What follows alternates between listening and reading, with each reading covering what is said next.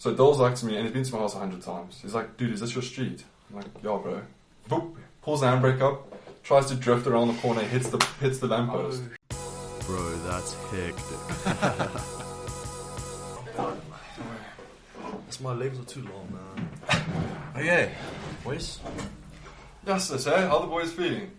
Yeah, not too bad. Good, bro. Had a bit of a hectic week, but I knew that obviously we'd set up this podcast for today, so I was really looking forward to it. This was like my goal for the end of the week to push through like all my tests and stuff like that. Not gonna lie, boys, I am very excited for this podcast. Got two great guests coming on. We'll keep you updated to that. I have a story. Yeah. Dude, my week at Stop Streets have been a mess. So there's a four-way Stop Street up here, just by my house. I'm on my way to gym with Jem, my sister.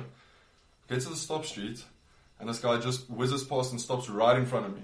Like right in front of me. So he starts looking at me like this. In the middle of the In the middle of the Stop Street. Okay. And I'm just parked over there. So he starts swearing at me and whatever. And on the previous podcast, Malcolm spoke. I don't even know if it was on the podcast. It was just the previous week. You were telling me about this whole thumbs down sort of thing. Oh yeah, that's right. Yeah. So Malcolm has this theory where if someone like messes with you on the road, instead of zapping them or fluking them, or if you just give them a thumbs down. So that's exactly what I did. And this guy kind of looked at me like this and was like, okay, and he drove off. So I just feel like it's a much better way to deal with conflict than actually like. I feel like it's more effective because it's like a bit of a personal thing. It's like, listen, I'm not even angry at you, but I'm just really disappointed that I'm you not couldn't angry, I'm like. just Just disappointed. know the rules, man. Yeah.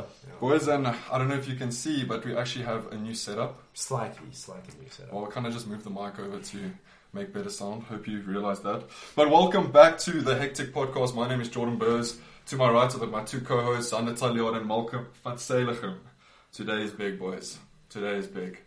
Today we're having our first guests on. Today's guests are two young rock stars who have been melting hearts in 2019. They are Pretoria's latest hit and are taking over the world by storm. They've opened for Micasa and the Parlatones. Also, they invented the metronome. It's Waz and Daz. Hey.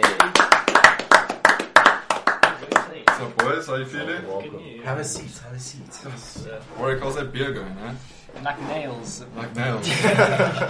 Feeling a bit toasty. Mm. Oh, God, always. It's been a long day. Mark, do you want to get into the whole gift situation and just elaborate on that? Yeah, so obviously, I mean, from your guys' perspective, it might be a bit weird, like we said to you guys, bring a gift. Like, we're asking you guys, please come talk, but, also bring us a gift. The gift isn't to us, it's to the podcast.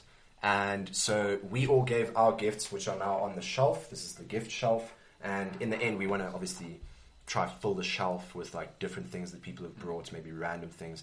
So my next question to you guys, or my first question to you guys is, what is your gift?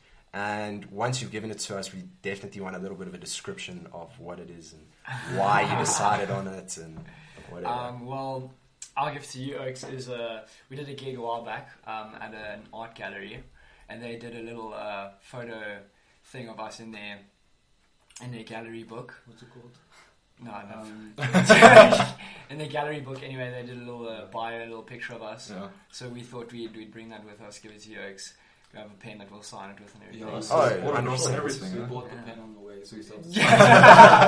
They got a pen, yeah. Do you guys want to sign it on the show? Yeah. Yeah, sounds good. Yeah. Do you guys have the book here? So it's in my guitar bag. Do it. Do we do it now? Do it. Yeah, Yeah, please. Why not? Warwick, where were you before this, watching the Bok game? Oh, we dressed in our Bok uniform because South Africa played Italy today and convincingly beat them. But Warwick played a little bit of shots today. Join the boys. Yeah, we went to Baracus to watch the game. I thought it was actually going to be quite a close one, so we said we'd do a shot for every try that the Bok scored. Ended up being something like freaking 48-3 or something so ridiculous. So yeah, I'm a bit tipsy now. Feeling a little good. Bro, what? Oh, there's pens over there, bro. In Warwick, Behind the we camera. might bought one specifically for this. No, that's right there. Where? Yeah, boys, so welcome to Hectic, where everything is budget. Yeah. It was gonna be sick one day when you guys are actually like properly famous and shit. Best believe we will be quoting this photo. We'll be using it. Yeah. Maybe we might need to sell it to buy some equipment or something. Bro, so what art gallery did you guys perform at? I was at one of my cousins. What is it called? It is Something called Island. Lonely Island. No Man is an Island. Is one of like my cousin's art galleries. She's studying art, and she like once a year does a little art gallery at her place. Shows some of her and her friends things, and people buy, and did a little gig for her. Nice. And yeah, they made this thing for us. And Jasper, we really need to oil this chair up. Yeah. I know. Yeah, Malcolm's chair is very squeaky. So like, so obviously you perform for Parlatones and Micasa and people like that. So what's the difference between stepping on an art gallery stage compared to stepping on before Micasa or the Parlatones and like all those guys good ergs? Like, give us a bit of background, How do you guys deal with like the nerves of something like that? Don't tell me you aren't nervous. I think it's different for both of us though, because we'll always, like, if Warwick's nervous, I won't be nervous. Or if I'm nervous, Warwick won't be nervous. yeah. So I'm very nervous at smaller gigs. I find, and at the bigger gigs, as soon as I walk on stage, like it's me. Yeah. So a bit of a like guitar. big match So tendency. we're very different in terms of that. And Yeah. we often like it's good Yeah, because we calm each other down before gigs. Yeah. Or like for like the art gallery, for example, like it's a more intimate crowd and things. And I feel like that stresses David out a bit more. But like for me, it's like family, friends, like it's people you've been around with like often. So it's not that bad. But like when we get onto Micasa, then it's like a whole different story. Yeah. Then there's like 900 people there, and I'm like, shit. It's just quite hectic, and David like pulls through.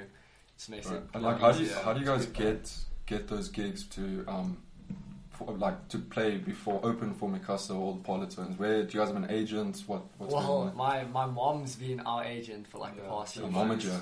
Yeah, and she's the accountant. boss. Yeah, no. So we like started getting our own gigs. We got a few good ones in the beginning of the year, but nothing major. And then my mom like just said to us, "Yo, I have a possible gig for you to open for the Parlatones," and we were both like, "What the shit?" And then after that, the Parlatones. So she just like keeps putting through, and then later we might open for Good Luck and Jeremy Loops at the same place we opened for the Parlatones. Yeah, just like through my mom. She's a little mom manager. Jeez, bro. And she was doing our accounting. Yeah, she does our finances as well. That's a win-win all around. Right? Yeah, for sure. My accounting 120, FRK 120 only got me so far. Do you boys want to sign that and Malk will put it on the shelf? Then? Yeah, it's got to be done. For sure. It's got to be It done has to be before we done. carry on. I mean, my signature isn't very attractive. Yeah, fluid. Whoa! It's no pressure, David. Guys, mine is so unattractive. I Yeah. can't get this thing off.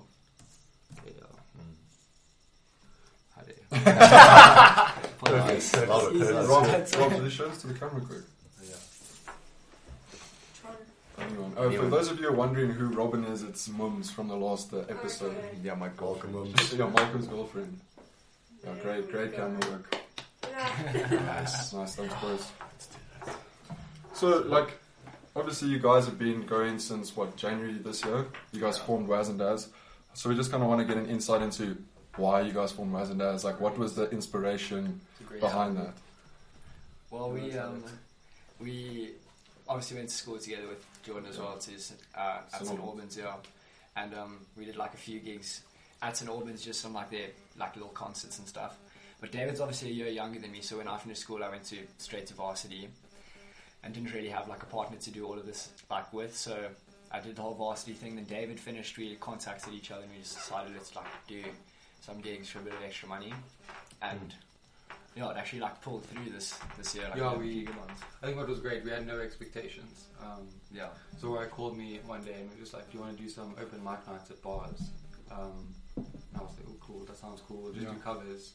And looking back, we've now, written 5 or 6 songs. And it's been like absolutely amazing. We've just, it's just enjoyed it a lot. gone. We had I mean, I feel like that's the same for us. We have zero expectation about it's the best. I think it's the best way to go. Yeah, it's the best way to start as well. Yeah. This type of industry. It's just as soon as you have expectations, you're just going to get let down. Yeah.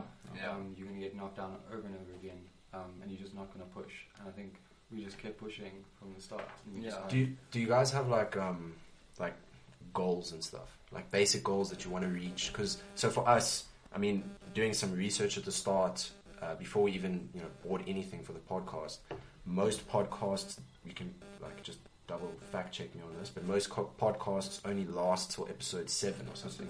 Yeah. So our goal is to record at least 7 episodes, and once we pass that, I mean, then that's our first goal. Then it's the next one. Yeah. Yeah. Well, obviously with us, you have to like. We didn't start off with like one big main goal. You have to, like you said, like start off with smaller goals, and then eventually you reach a big goal. And so, at first it was just let's try learn 10 songs so we can do like a 45-minute set and at bars and things. And then after that we like learned a bunch of songs, and then we needed a new goal. And then we decided no, that we're gonna start trying to push for like paid gigs, and then you get paid gigs, and then you start wanting to make your own music, and so make our own music. And now we're pushing to like get it out there on Apple Music and the Spotify and all those things. I think as well. our next big goal is to play Splashy next year. Yeah. Sure. That's That'd cool. be Festival, yeah, that'd festival, be- yeah. So our first sort of festival vibe, that'll be really cool. That'd be really cool. So yeah. I'm gonna ask you guys to shout at us, eh? Sorry. Yeah. Just in terms of the sound. Yeah. Yeah, just shout at us. Yeah. Don't worry. Don't let the sound guy intimidate you. Sorry. So that being said, George, we're going to go to Splashy next year, hey? Yeah, we have. Hectic sure, podcast yeah. field trip. We want some. that'll be We want some VIP tickets though. Yeah. The reason I ask why, like how you named your Waz and Daz, how you guys started, is because we kind of wanted to explain how we named our podcast Hectic and the story behind that.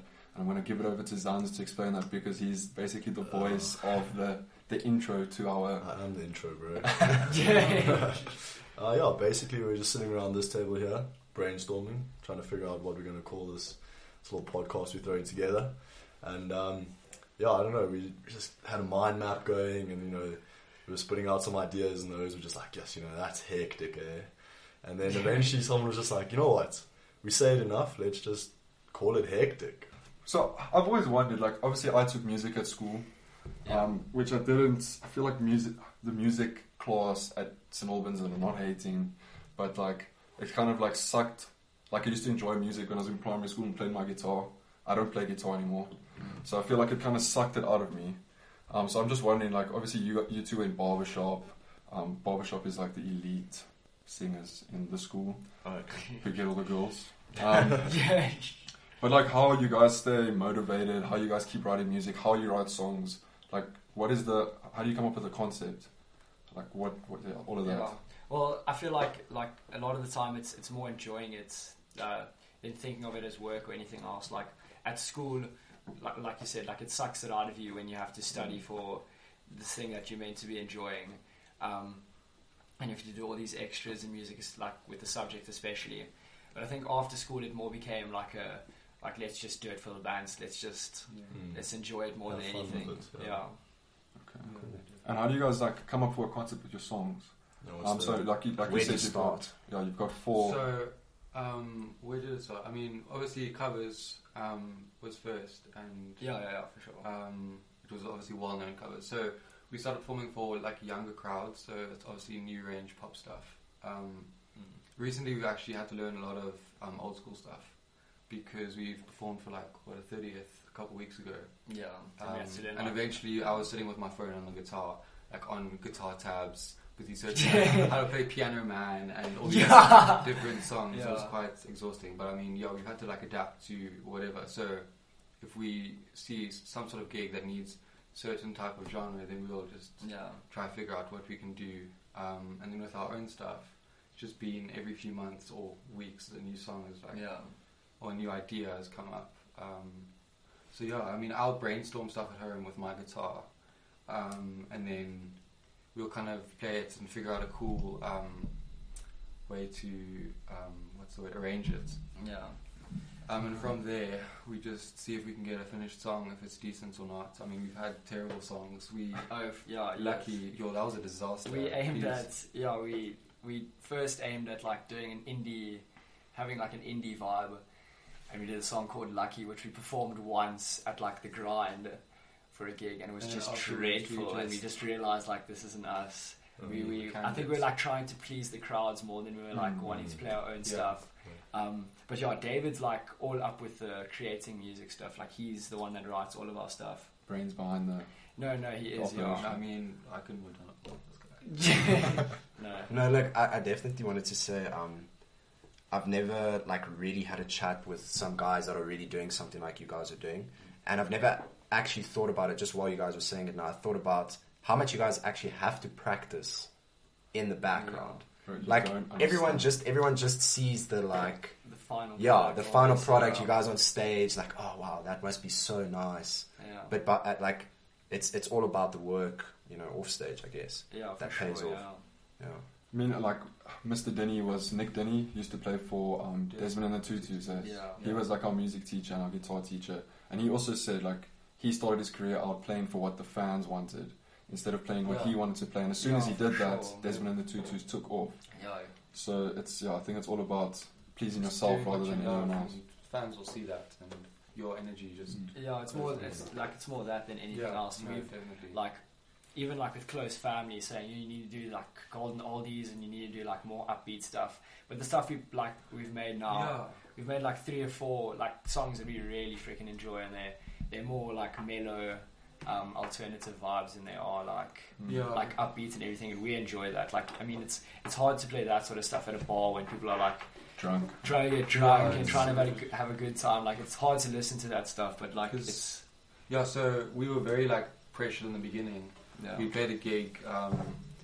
It was like a 2-hour set, and the restaurant owner came up to us halfway through the set and he was like, do you guys have like more upbeat stuff? And we were constantly pressured, we need to learn upbeat stuff, and after the gig, me and Warwick went home, we were like, screw these people, like we must actually be doing our own thing.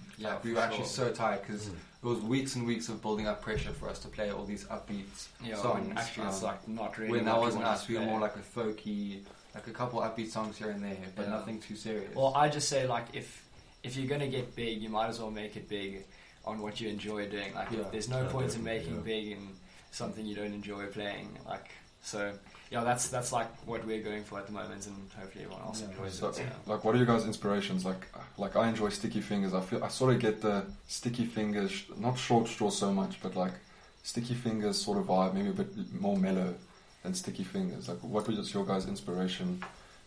I don't know. Well, we back in Matric when we like still played.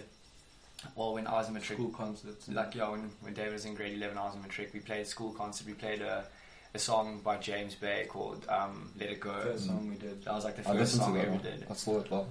And that was like the be all and end all. That's been like one of our signatures. So we sort of like followed that whole like alternative acoustic vibe thing.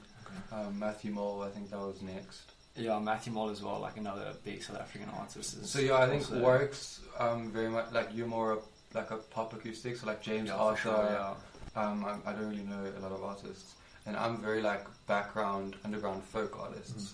So a lot of like these Australian guys, you wouldn't have heard of them, like Ziggy Alberts. There's a couple of other guys. But it's very like folky, mellow, and then we kind of like fuse that together. Yeah, then it like make like one sound. So it's a bit unique. Beautiful baby. Yeah. But I think you guys definitely would have to go through the like phase of not knowing exact. Like you guys have to have those gigs where people come up to you and like, listen, guys, change it up. Otherwise, you'd never you don't learn anything. Yeah, for sure. Yeah. Every band's got to find their sound at some point. Yeah, no, for sure. And that's it took us a while. We were honestly like we were always stressed. We were like, what are we doing? We just like made an indie song. Like, what are we honestly doing? And I think we just without even realizing we found ourselves. And I'm sure like you'll find an audience for that too. Like it'll take take a minute to that, but people's music like time. I feel like it's very everyone likes different kinds of music. I feel like the people so that like really like will enjoy our music are the people that like really need to listen to our music instead of it being like the whole background like music. People like will enjoy like actually listening to it. So is it always going to be Waz and Daz, or are you eventually going to add to the band, maybe have like a Waz, Daz and Tav or something like that? Oh jeez, that's a good one. Your girlfriend. You need a Taylor, bro. Yeah, a little Tay-Tay. Is your girlfriend's name Taylor? Yeah, that's what, but the problem is she's not really that wasn't even planned. Yeah. She's our photographer, videographer. She's great, Thanks, Robs. Shout out. You guys are the real heroes. The magic behind it all, Yeah. We Yeah, we were So- going to add a few people. We actually spoke about changing the name Waz and Daz so many times. We did a few gigs in Secunda, and some gigs where we have to we get to go away, and when they get there, we went to Secunda once for a gig for a beer festival, and checking into the hotel, they were like, "Who are you?" And we're like, "Waz and Daz," and they were like, "Waz and Daz? What the hell is that?" Yeah, it's an exhausting conversation. Because all our gigs, at least 2 people will come to us, "What's your guys' name?" Why isn't that what? And we have to say it 6 times over. But maybe that's good. Maybe that's a strong marketing Yeah, tactic. yeah. Yeah, no, for sure. That's what It we thought in is, the beginning. We wanted to name ourselves some So we didn't actually name ourselves. That's Yeah, something that did happen. So what's his name? Philip. Yeah. He wanted us to play a market opening for Misty Waters Music Festival, which is in Secunda. Yeah. And he was like, "We need a name. You just need to give us a name." We had no idea. We were just going to do bars, open mics. And he was the one who actually gave us the name Waz and Daz. He chucked it on. No questions asked, no opinions from outside. We just went with it. And then after that, we were supposed to change it, but it never happened. Okay, yeah, then Zan's brought up where you guys, what your goals and stuff were. But where, obviously you guys are studying, I'm sure that's not what you want to do. This is what your passion, what you want to do. So how, how do you break through into, because SA music is super, super tough to break through into. Yeah, And where do you guys see yourself in 5 years, sort of? What's the dream? What's the big, the biggest one? Yeah, well, we've had so many conversations about this because we're both in totally different directions when it comes to studying and What are you both all studying? these things. So I'm gapping this year. I'm studying next year. I'm gapping. So I'm studying this year. I'm doing a BCom law, and I'll be done next year, and David will only be starting. So we're both in different directions and things. But the plan is, David and I won't be together for all of it. Yeah, so I kind of want this man to go far by himself, kind of vibes, but then also just be behind it, or driving. So I'm gonna just be helping work out, producing for him, mixing and stuff, and helping with the album. So we want to do a big album next year. So we're gonna be working on that closely throughout the year. But then we might then scrap Waz and Daz, and then we're hoping to make it just under literally Warwick Warren, and then we'll be his band kind of vibe. So anyone Matthew Moore has a band. Yeah. I know one of the guys from Desmond Tutu's actually plays for him. And so we're kind of hoping to do that. So we'll still be there. We're hoping to add a drummer, add a bassist. Just get So Warwick will be sort of the front line, and we'll just be in the background, supporting him and help, just working for him basically. Bro, that's mad noble. Yeah, I was gonna say. Dude, but I said, So in the beginning, my it's passion all is him, I'm actually. going to wanting to go into sound engineering, and I'm very much a background type of guy. So my passion. Yeah, that's just all my passion. I've never really been a performing type of guy. I've loved it. It's been awesome, and I'm still enjoying it. But my end goal is kind of to just be in the background, helping other artists out. Obviously, Warwick's going to be my main guy. So, yeah, I think that's just the plan. You're going to be my main man. Yeah, but I also couldn't do it without Dave. All the songs that, even the songs that we'll play for you now, it's it's all heart and soul in him. All the acoustic guitar and all of that.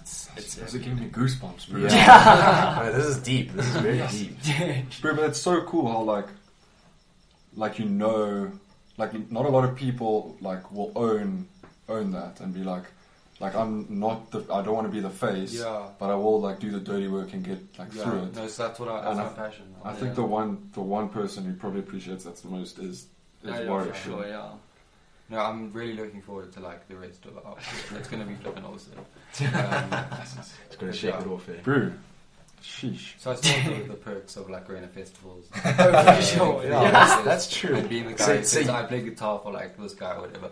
Yeah. But I'm really, really looking forward to it. Obviously, it's all a bit nothing's confirmed yet. Also, nothing's confirmed, but yeah, that's kind of the general direction. And what can we sort of expect from this album? What's the passion behind it? Do you have a name for it? I don't know if you want to drop it. No, we haven't. So we barely started that yet. Okay. We just know that's going to be a big idea. Okay, that's our goal. Okay, cool. our big goal for next year, apart from the splashy festival. But yeah, I think I'm kind of keen to go in a sort of James Arthur vibe, more of a pop, like mainstream, not because it's what people want, but because that's very much Warwick's roots, and I've actually this year become to absolutely love that type of music and that genre, and I've actually started writing some stuff. But I think it's also going to be fusing a lot of genres and making our own unique thing, and I don't know what that's going to be yet, but I think it's going to be something cool. Yeah. So we're still planning on like releasing an EP, like a 3-piece EP that we've already recorded and stuff. We're still working on the final like mixing the and mastering of it, but then we hope to release that sometime this year, like just a 3-piece under Waz and Daz. So like we can show that we've had something there, and then work on other stuff next year. Yeah. So just a bit of a question now. This is very random, but so I listen to music, but I've never been a part of making any music. Yeah. Ever. So literally today when we met up just to prepare everything like for you guys and stuff like that, we just had a 5-minute look at our own first recording, and I kind of said to Zanna and Jord, like, I don't know if I'm going to be able to watch our own one. I maybe that's not a weird thing, but I found it quite weird because like I thought maybe I would like look back and like think, oh yeah, like that was a good point from Jord or something like that. But I don't think I'll be able to watch it. It just makes me feel like weird. Yeah. So I wanted to ask you guys like both questions is, do you guys like listening to your own stuff, and does it change? Would you say it's changed like the way you like watch someone else perform on stage because you guys have now performed on stage? Oh yeah, and for stuff? sure. Yeah, no. With the whole recording music thing, like you have to listen to yourself quite a bit in order to know how to mix and master it and how to make it sound like the best quality. So it's quite hard in the beginning to listen to yourself. It's a bit awkward and a bit weird, and you feel like this isn't going to go somewhere. I sound dreadful. But like you asked now, it does make you listen to other people's music like a bit differently. You sort of become a bit more technical when you listen to other people's stuff. Yeah. A little more critical, which is like not the greatest, but I guess it's the best way. because you're being critical of your own stuff, like you sort of allowed to be critical of others. But also the way you hear yourself speaking now is different to how it comes out. Yeah. Because it's something to do with like your bone structure in your ear or something, that how you listen to yourself speak like this, you guys are hearing me differently to how I'm hearing myself. Yeah. 100%. Yeah. So it's the same with even a voice note. Yeah. So how you picture your voice from hearing it through basically your own head Yeah. is completely different to how it turns out, Yeah. I guess. But yeah, I mean, So like when I put my favorite song in the car, like I'm jamming, bro, singing at the top of my lungs. Like, do you guys put on one of your tracks and you're like, oh wait, dude, this is I mean, yeah, no, I'm joking. No, well, at the moment, it's more like it's like we listen to it to like understand what we can change and like know how to better it almost. So we're not like at this point listening to our own stuff and going, oh wait, that's sick, I'm going to play this at Breeze. So Balta. I can just picture like you guys playing your own song. Like this is a banger. This is a banger, dude. Who has You know this band working for Micasa? Yeah, like, you guys need to check these guys. Check these guys. Shazam this. So which was the biggest stage for you guys performing on, Micasa or the Parlatones? Micasa. Yeah, Micasa easily. I think it's because, well, the Micasa gig was at ACPP, which is the Portuguese club there in Pretoria West. And so, obviously, Micasa is Portuguese as well. So, like, the Portuguese people pulled through. Yeah. And there was, like, 900 people sold out, like, $300 a ticket. And it was, like, jeez, it was insane, yeah. So, was that your craziest sort of set? Like, give us a picture. Like, you're standing backstage, maybe Micasa's next to you. Like, what's going through your guy's mind? Walking onto stage to perform before Micasa, like you know what's at stake. You know, like if you send this properly, then Micasa could be like, "Hey boys, listen, Black Coffee wants you boys to come," or something like that. Yeah, well, we actually were meant to meet them at our sound check, which was at 3:00 in the afternoon, like 6 hours before our gig. And we got there and they hadn't rocked up yet. So we did our sound check. Yeah, the sound guys. Our sound check, and we were like a little disappointed and stuff. But it was intense. But sure, then we did our gig. We came off and they came on, and everyone was around the stage, and they Jay something was like, "Yo, who were those blokes before us?" And then like everyone was shouting at me and David, and like we were putting our hands up, beers were going everywhere, and like he just gave us a little shout out like, yo, these oaks are sick. Then went backstage afterwards, but they were also like in a rush, like they're obviously professional artists and they need their own bouncers and things. So when they came back to the back, they came to the back and they were just like, yo, no, you guys did well, and then didn't really get to chat to them much. But I mean, the stage experience was insane. It was a bit daunting in our sound check because we couldn't really communicate and just like make sure we're on the same wavelength. But I mean, as soon as we both walked on that stage later on, I've never felt so calm in my life. It was insane. Yeah, I was freaking the fuck out. But surely, like, it gets to like when you walk on, you just kind of like something takes over. If that makes sense. It gets a bit easier, but like it's still rough. So that's where we're different. So for me, I was nervous. I walked on stage and like I picked up the guitar and I was just like, this is where I belong. Like, this is like me. I'm done. You got to do it. Grand. Yeah. And I mean, like, it was insane. I can't actually describe it. But you say that, and then you say like, I want to be in the background when like if you're experiencing such like bliss. It's weird, but no, I can't describe it. It's just that me playing guitar, it kind of feels like I was playing by myself. That was the vibe. So as soon as I picked up the guitar, there wasn't 900 people in front of me. It was me. I looked down. It was just me and the guitar, and then Oryx's voice in the background. So I seldom look up in gigs. It's not a thing I do. Yeah. So I don't like making awkward eye contact with people, and that's kind of so. Whenever I'm on stage, I just imagine this is me in my room, and then it's great, obviously. Yeah. So that's why I say I'm the more background.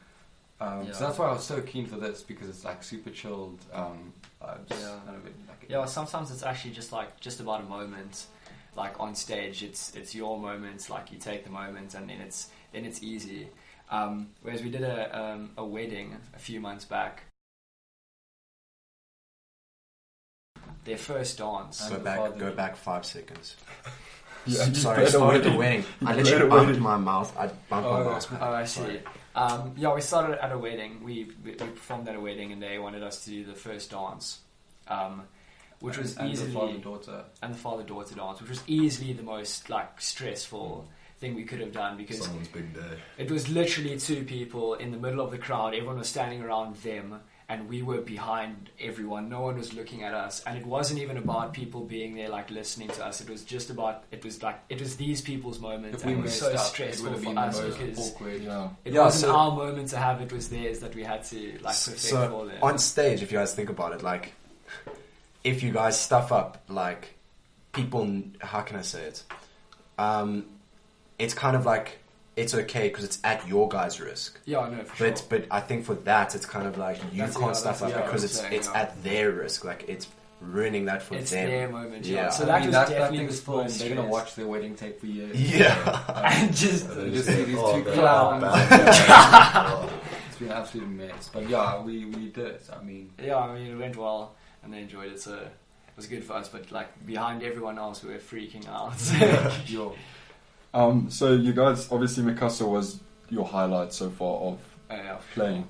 What is your shittiest moment, like on stage? If it's the crowd, if it's technical difficulty, have you ever forgotten your words? Oh, all the time. All of the above. All of the above. It's happened so many times. David often. Sometimes I freeze. So Warwick tells me to tell him the lyrics, but then I tell him the wrong lyrics because I'm an absolute brick. So it's been like 3 times. I eventually stopped because I would tell Warwick a lyric and it'd be the completely wrong lyric. Yeah. Luckily, he's smarter than me. But yeah, we've had some intensely stressful gigs. Yeah, there's been some real raucous gigs. I'm trying to think what's been really bad. I think like our first one, we were meant to play at a festival called Swan Fire, which was meant to be our first festival. Like, we prepared properly for this, and then 2 days before that, we got invited by Girls High to play at their Spring Day. Oh wow, I forgot about that. Yeah, well, it was dreadful. They asked us to play for 45 minutes, and I think we played for 20. And it was just so bad. We were both very to be upset fair, afterwards. like, they set up the sound, and then there was no sound guy. and then the So sound some guy was like just, left. He was so just like cool. while I was singing, I was like also trying to do sound. Yeah, and, so I was. There was a point where I was playing guitar. I'd strum a chord, and then I'd change the levels, and then like strum another Yeah, chord. dude. It was just What? a mess. yeah. So yeah, So that it was wasn't a great probably, start, but I mean the next day was great, so that was fine. Yeah. But we've had some real stressful moments. Yeah, So- some real stresses. Where was it that the if you guys can remember that the owner or whatever came up to you guys and was like, "Do you guys have more upbeat music?"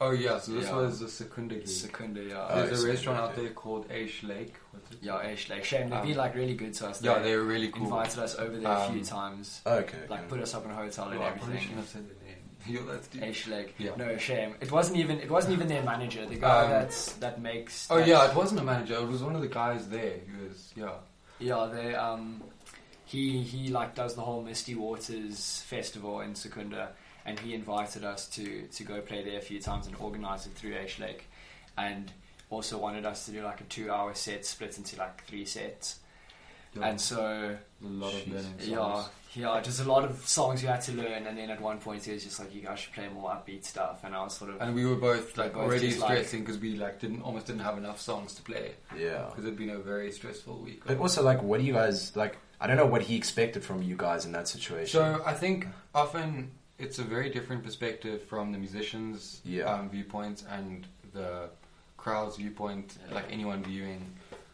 So often they don't understand what's happening. So often people who like don't really have a music background, this isn't like shots fired to anyone, but they often don't see like what the stress and stuff that's in the background, and like what we're actually dealing with and how much we put, like all the work we've put in.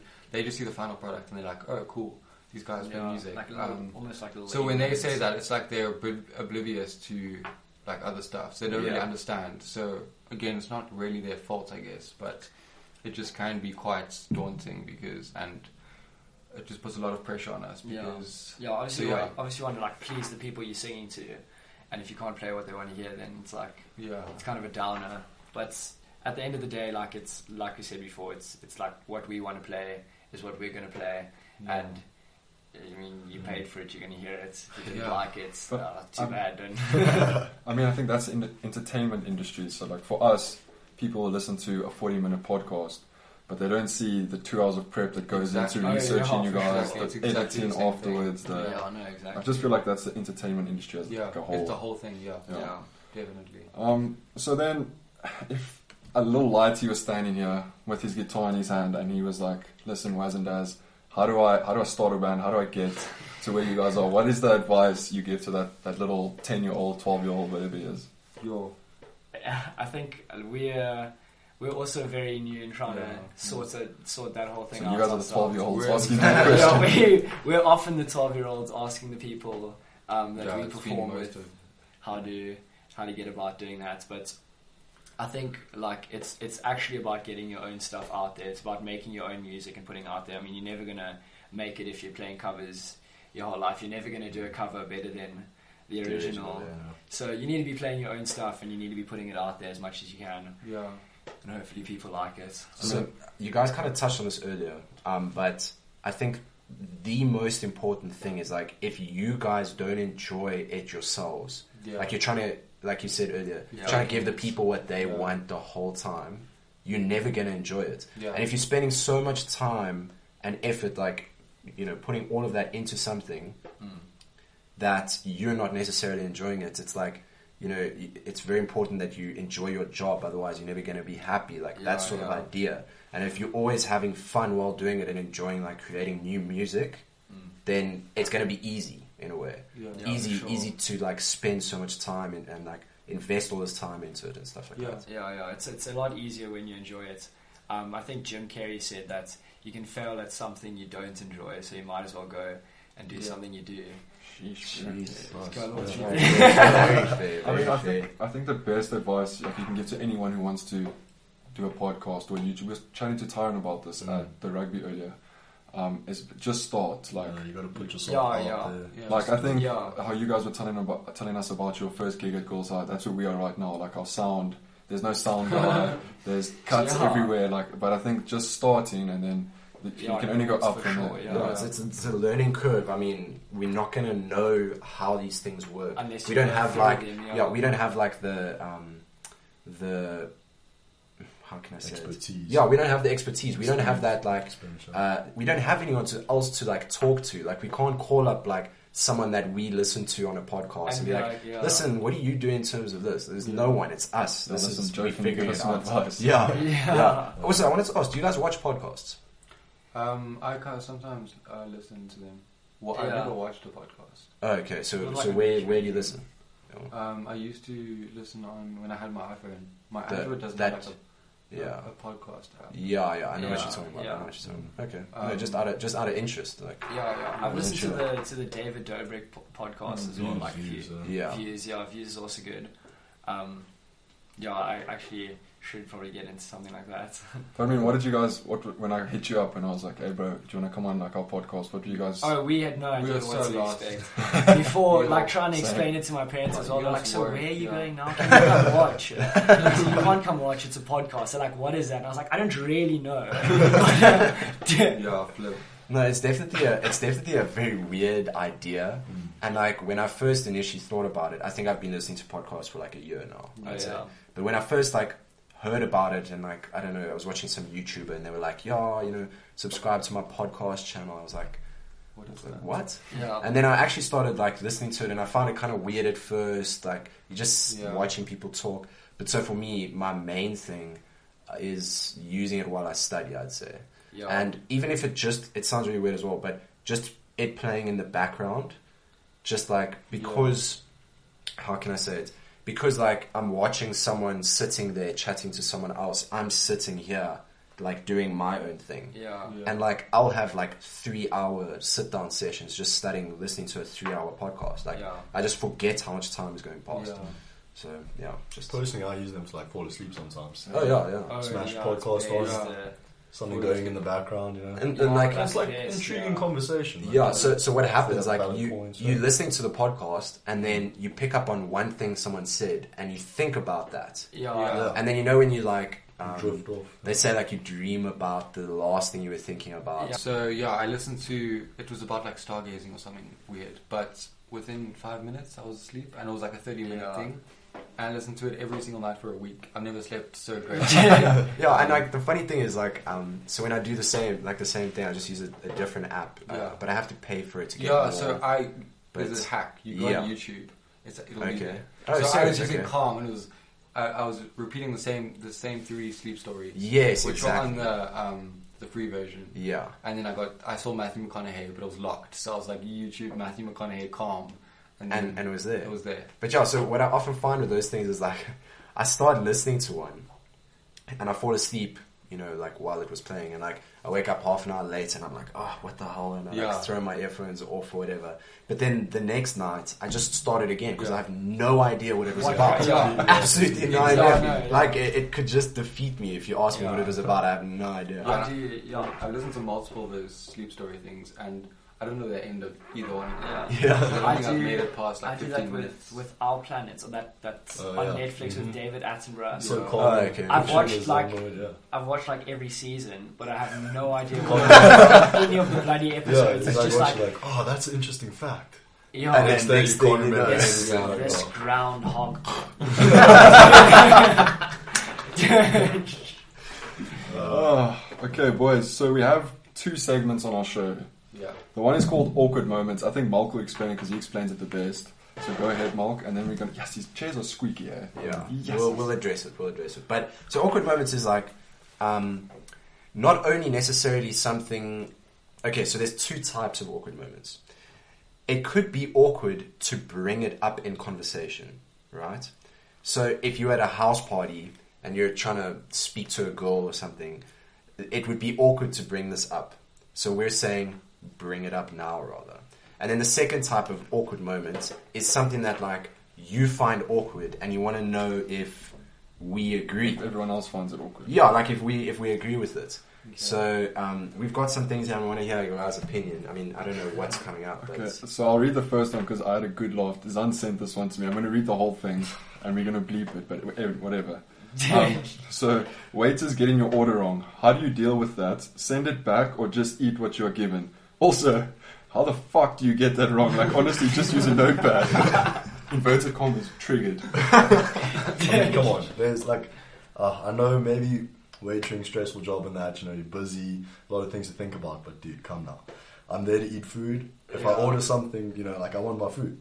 But at the same time, like, if you get like a random meal, Well, what do you do in that situation? You say to the guy, listen, like, we once went to lunch and my sister was like, ordering our food and stuff, and she says, "Can I please have a plate of fries?"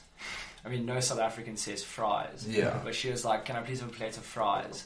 And half an hour later, this guy brought back a plate of rice. Like white rice. nice. And yeah. she was just like, "I'm just gonna eat this."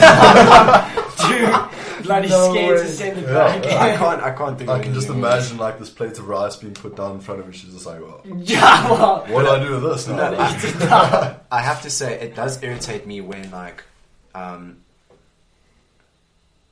Go on, hey. wait.